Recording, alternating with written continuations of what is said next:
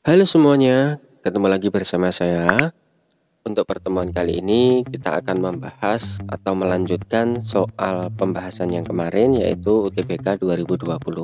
Kita akan membahas soal-soal real yang keluar di tahun 2019. Jadi ini merupakan kisi-kisi yang bisa digunakan untuk tahun 2020.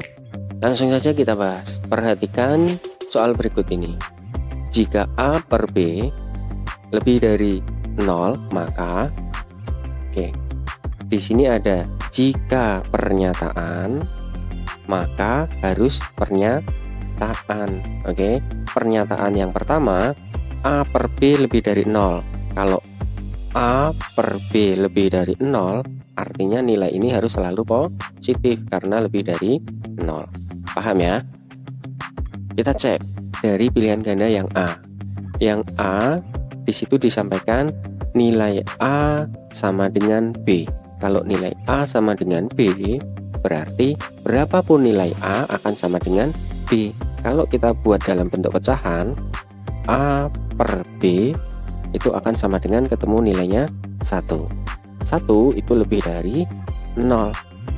Paham ya? Berarti yang pernyataan yang A benar. Kita cek pernyataan yang B. Pernyataan yang B di situ disampaikan nilai A lebih besar dari B. A ini sebagai pembilang, B ini sebagai penyebut dalam pecahan.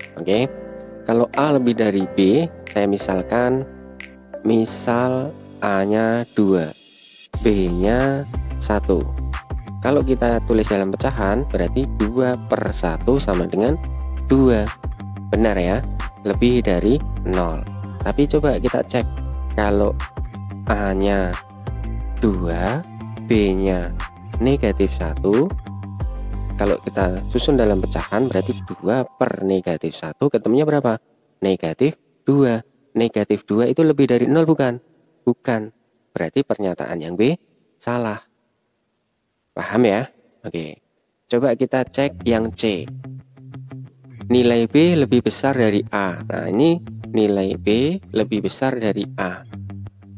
Kita misalkan B, B-nya atau A-nya 1, B-nya 2.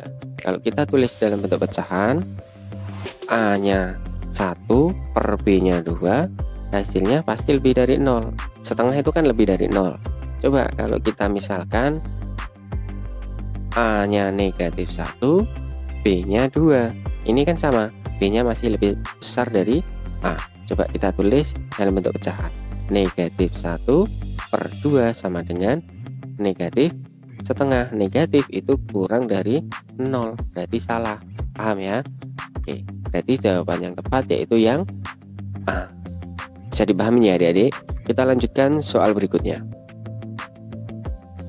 Jika X tidak sama dengan 0 dan X tidak sama dengan 2, maka hasil kali 4 dikurangi X kuadrat per X dan 3X per X ditambah 2 senilai dengan, perhatikan, 4 min X kuadrat per X dikali 3X per X ditambah 2. Kita faktorkan 4 dikurangi X kuadrat. Nah, di sini kalau kita faktorkan berarti ketemu berapa? 2 dikurangi X kuadrat berarti X dikali bilangan yang sama, kita tulis lagi 2, cuma operasi negatif kita gantiin positif. Nah, dibagi X dikali 3X per X ditambah 2. Paham ya? Kalau sudah seperti ini kita sederhanakan. Di sini ada X, di sini ada X, kita coret. Penjumlahan itu mengenal sifat komutatif, dibolak-balik sama, atau 2 ditambah 3 itu sama dengan 3 ditambah 2. Paham ya? Berarti ini bisa kita coret, X ditambah 2 itu sama dengan 2 ditambah X, kita coret. Berarti ketemu langsung 2 dikurangi X dikali 3. Jawabnya sama dengan 3 kali 2, 6. 3 kali negatif X sama dengan 3X. Jawaban yang paling tepat yang B, Bisa dipahami adik-adik? Perhatikan soal berikutnya. Hasil pengurangan 2x min 4y per 4 oleh 6x dikurangi 3y per 8 adalah, nah di sini yang perlu kalian cermat itu oleh. Ya, kalau kata-kata oleh berarti langsung depan dikurangi belakang. Kita bahas 2x dikurangi 4y per 4 dikurangi 6x min 3y per 8. Kalau dalam bentuk pecahan seperti ini, yang perlu kalian lakukan yaitu pasti menyamakan penyebutnya. Di sini 4, di sini 8. Jadi biar sama dijadikan angka berapa? 8. Langsung saja kita kalikan 2. Berarti 2 kali 2 4 dikurangi 2 kali 4 8y per 2 kali 4 8 dikurangi 6x min 3y per 8. Tinggal kita hitung.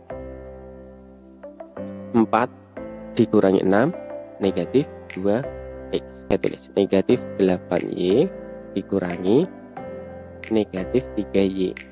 Negatif sama negatif ketemunya positif. Negatif 8y ditambah 3y sama dengan berapa? Negatif 5y. Jadi ketemunya negatif 5y per 8. Tinggal kita sesuaikan dari pilihan ganda yang tepat, yaitu yang B. Bisa dipahamin ya? Oke, kita lanjutkan soal berikutnya.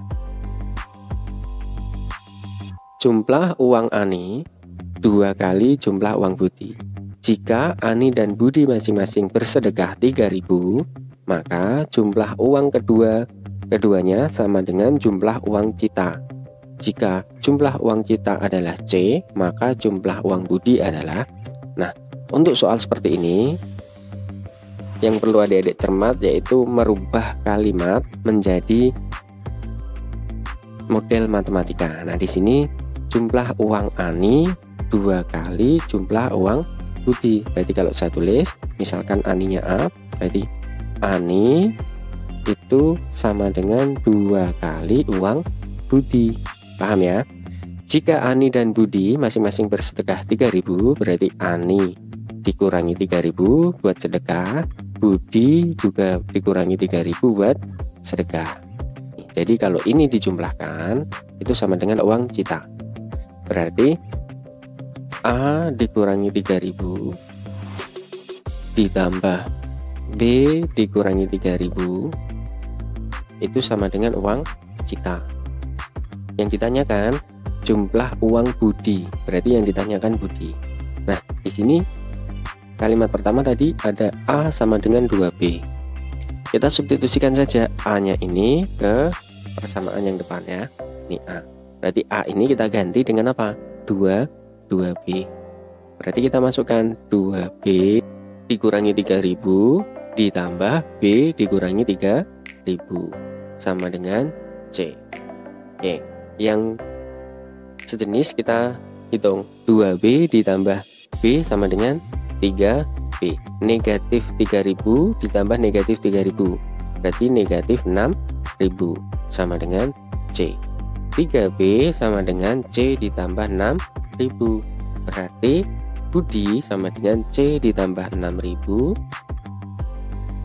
dibagi 3. Berarti kalau kita sesuaikan dengan pilihan ganda, ini kan 1. Berarti 1/3 C ditambah 6.000 dibagi 3 yaitu 2.000. Jadi jawaban yang paling sesuai dengan pilihan ganda yaitu yang A. Bisa dipahami ya adik-adik? Oke. Sekian dulu dari Kak Faris. Sampai jumpa di pembahasan soal-soal selanjutnya.